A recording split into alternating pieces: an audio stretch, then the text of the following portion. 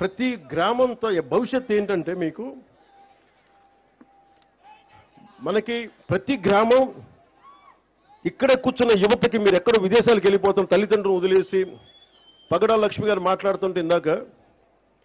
ఎక్కడ విదేశాలకు వెళ్ళిపోతా ఉన్నారు మనం మా చదువుకున్న ఇక్కడ బిడ్డలందరూ ఇక్కడే ఉపాధి అవకాశాలు కావాలి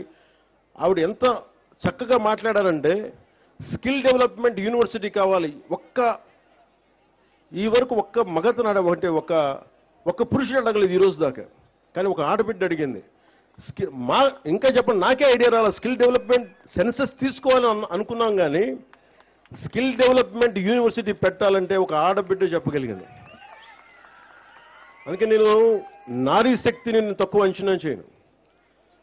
నారీ శక్తి లేకపోతే ఈ దేశమే ఆగిపోద్ది ప్రపంచమే ఆగిపోద్ది అలాంటి నారీ శక్తికి నేను వందనాలు అర్పిస్తున్నాను అంటే మీరిచ్చారమ్మ ఈ రోజున వెంకటలక్ష్మి మనస్ఫూర్తి చెప్తున్నాను మీరిచ్చారు ఈ రోజున నేను ఇది గౌరవ ముఖ్యమంత్రి చంద్రబాబు గారి దృష్టికి తీసుకెళ్తాను ఖచ్చితంగా అది మనకి వలసలు వెళ్ళిపోతా ఉన్న రాయలసీమ నుంచి వలసలు ఆగటానికి మన రాయలసీమని మనకి ఒక యాంకరింగ్ చేయడానికి వలసలు ఆపటానికి ఇక్కడే అభివృద్ధి వచ్చేలాగా స్కిల్ డెవలప్మెంట్ యూనివర్సిటీని మనం ఎట్లా చేయాలి నాకు దానికి ఇది తెలియదు కానీ దాన్ని ఈ పథకాన్ని మటుకు ఈ ఆలోచనని ముందుకు తీసుకెళ్తాం మీకు ఆ మాట నేను ఇస్తాను అలాగే మైసూరవారిపల్లిలో హెల్త్ క్లినిక్ ఏర్పాటు చేస్తాం అలాగే ప్రభుత్వ భూమి లేకపోతే ఇందాక ప్లే గ్రౌండ్కి అడిగినట్టుగా దాతలు ఎవరైనా స్థలాన్ని డొనేట్ చేస్తే వారికి గౌరవం ఇచ్చేలాగా వారికి గుర్తింపు వచ్చేలాగా నేను ముందుకు తీసుకెళ్తాం అలాగే ఇందాక చెప్పినట్టుగా మండల పరిషత్ ప్రైమరీ స్కూల్కి విద్యార్థులకి ఆడుకోవడానికి ఎట్లా చేయాలి మనకి స్కూల్ గ్రౌండ్ కేటాయించే బాధ్యత కూడా తీసుకుంటాం అలాగే ఇక్కడ ఇందాక మన మైసూరవారిపల్లిలో అరటిని ఖరీఫ్లో వేస్తున్నాం దీనివల్ల మనకి ఇన్సూరెన్స్ రావట్లేదని చెప్పారు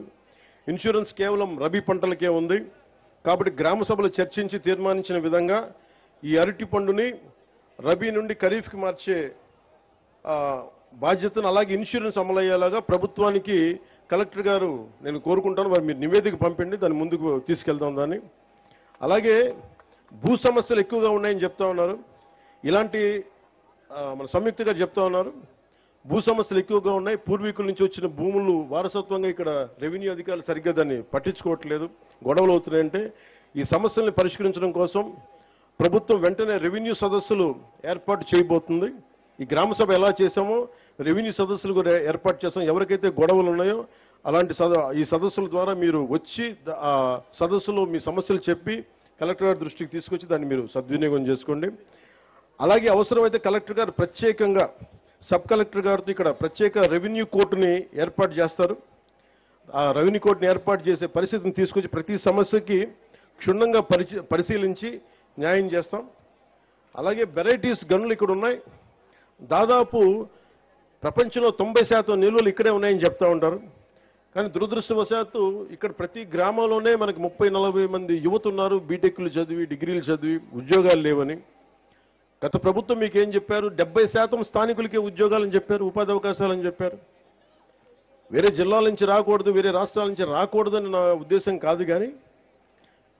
ఇక్కడ ప్రాధాన్యత ఇవ్వాలి అది 70% ఇస్తామా 80-30% ఇస్తామా ఎంతో శాతంగా నాకు తెలియదు కానీ దాని గురించి ప్రత్యేక దృష్టి పెట్టాలి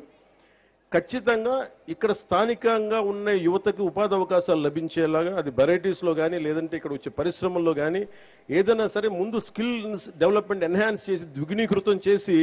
మీకు ఉద్యోగ అవకాశాలు రావాలి దాని చొరవ తీసుకుంటాం అలాగే ఏపీ ప్రత్యేకించి వెరైటీస్ సంబంధించి ఏపీ మినరల్ డెవలప్మెంట్ కార్పొరేషన్ వారితో ఒక చర్చను ఏర్పాటు చేస్తాం ఎస్పెషల్లీ ఉపాధి అవకాశాల గురించి ఆ దిశగా కలెక్టర్ గారిని కూడా ఒకసారి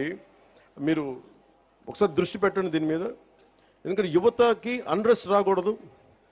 వారి అంటే ఎక్కడి నుంచి వచ్చిన యువత అయినా కానీ అందరూ బాగుండాలని కోరుకునేవాడిని తప్ప ప్రత్యేకించి స్థానికంగా మనకు వెరైటీస్ ఇక్కడుండి మన ఉపాధి లభించట్లేదన్న కోపం మంచిది కాదు దాని మీద